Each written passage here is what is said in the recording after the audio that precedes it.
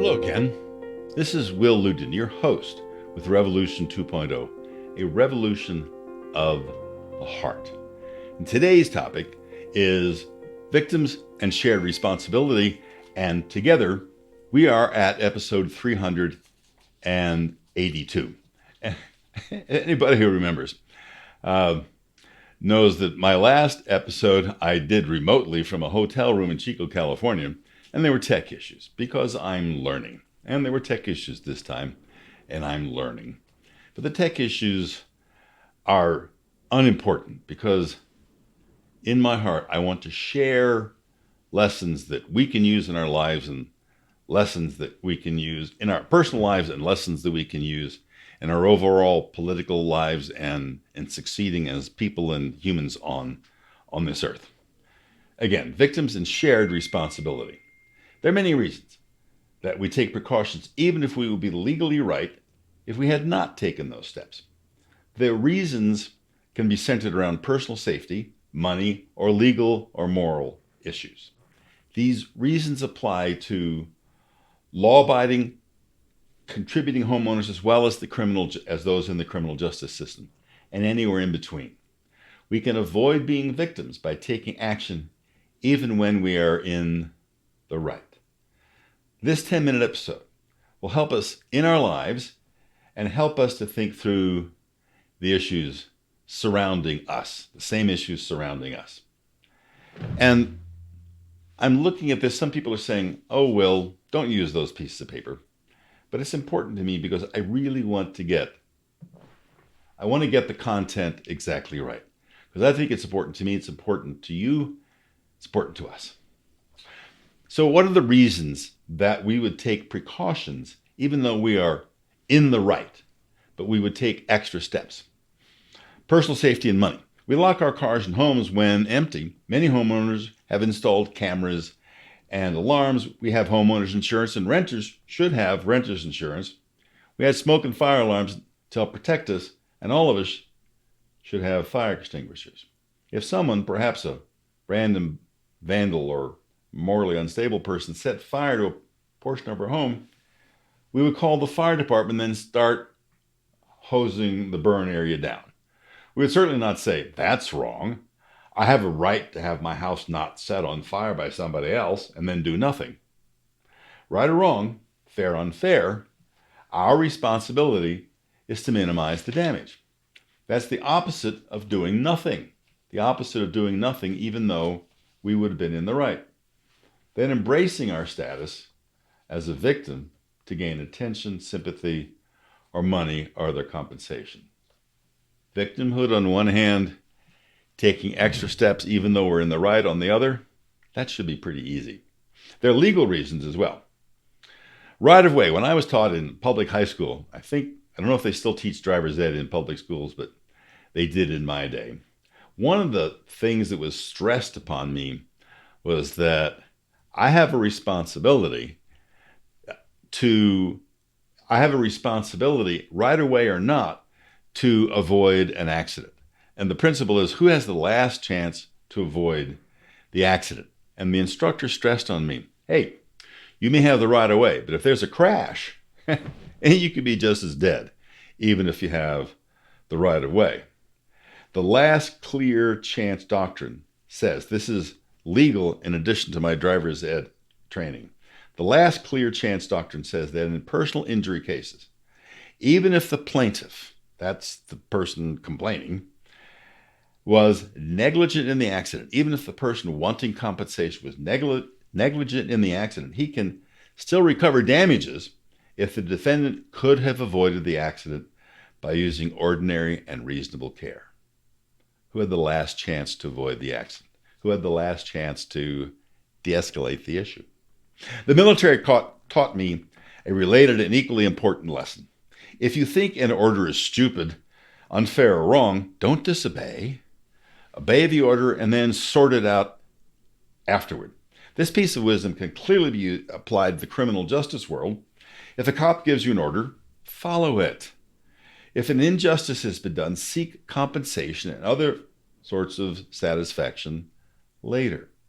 And we all know that resisting arrest is far more likely to cause harm to the resistor than it is to lead to any type of perceived justice by allowing the suspect to escape.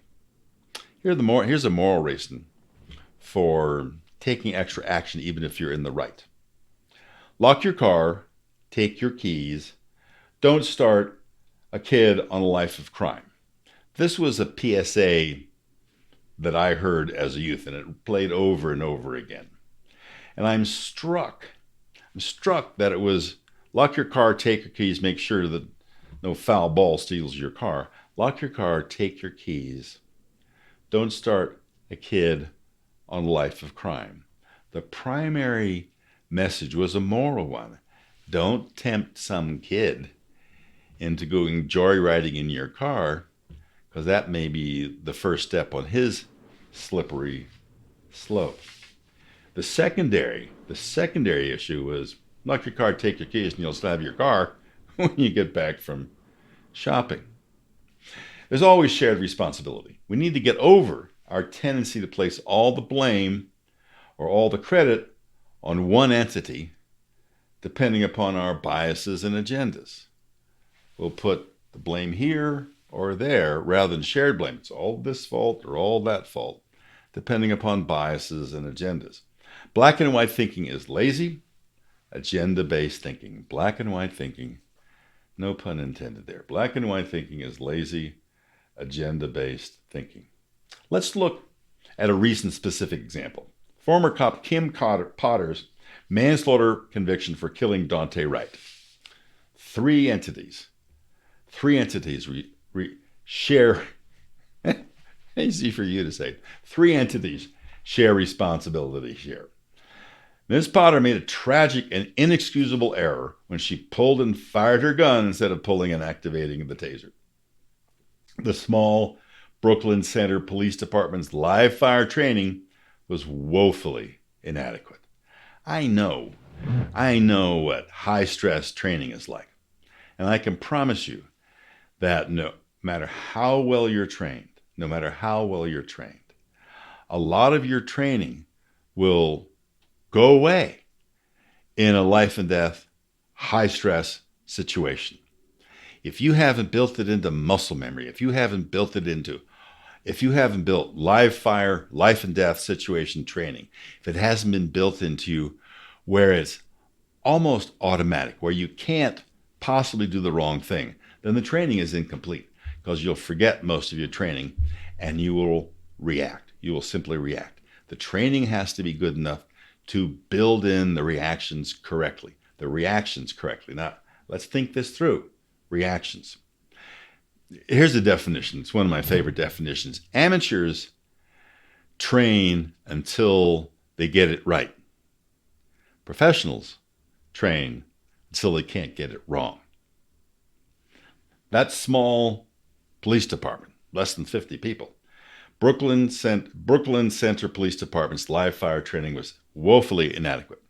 Daunte Wright would be alive today if he had not been resisting arrest, attempting to drive away from the resisting officers. And he had every right to believe that attempting to drive away in his car while he was resisting arrest, drive away from arresting officers, he had every right to believe that he wouldn't be killed dead. But if he had complied, he'd still be alive today. All three entities share responsibility. Kim Potter's going to jail. The Brooklyn Center Police Department, I hope, will be under heavy criticism and improve their training. And Daunte Wright is dead. And George Floyd. Mr. Floyd would be alive today if he had not been resisting arrest, and so many others would be alive today if they had just been simply following whatever the cop or whatever the authority figure was saying. Shared responsibility, not all one entity's fault. Neither Mr. Wright nor Mr. Floyd deserved to die for resisting arrest. It should go without saying, but in today's day and age, people are going to fuss and holler, so I'll say the obvious. Neither one deserved to die for resisting arrest. And our justice system emphatically agreed by convicting both killers. Both officers were legally and morally wrong. and Daunte Wright and George Floyd could have chosen to be alive today, free to make their case against any perceived injustices in our criminal justice system. Follow the order. Follow the order. Then question and protest. It's so simple. Moving away from criminal activity, here are some other really useful examples. If someone builds a home in a known floodplain and the home gets washed away in a flood, do they bear partial responsibility? Would their home likely have been flooded away had it been built elsewhere? In other words, do they have shared responsibility, or is it all on the insurance company and the first responders? Another one, if a credit card company seeks to get new customers by offering credit to high-risk borrowers and then goes broke because too many of the customers didn't pay, is the company partially at fault, or are the customers who did not pay completely at fault? If you and I go into a tough neighborhood to eat in an especially good restaurant and we get mugged, are we partially at fault? We all have the person at that restaurant. We have the right to go into a tough neighborhood, have a meal, and not be molested or worse. We have that right. But are we taking an unnecessary risk?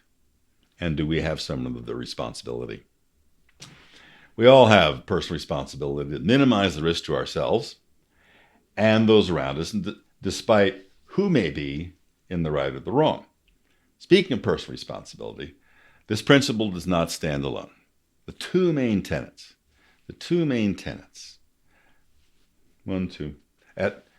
at Revolution 2.0 are, number one, personal responsibility. Take it, teach it. And two, be your brother's keeper. The answer to the age-old question, am I my brother's keeper, is a resounding yes. There can be no other answer. So where do you stand? What are you going to do? Remember, it does not matter where you stand if you don't do anything. And you can take positive, immediate action right now by subscribing. If you're listening to this on a podcast, subscribe. If you're enjoying this on YouTube, subscribe and hit the bell. And if you want to go a little further and support what we're doing together, hit the like button and make a comment. I love the comments and I always respond. As always, whatever we do, whatever I do, whatever you do, whatever we do it in love. Without love, anything we do is empty. This is Will Luden. We'll talk next time. You've been listening to Revolution 2.0. If you've enjoyed this stimulating, passionate, and relentless reasoning, we encourage you to get out there and do something.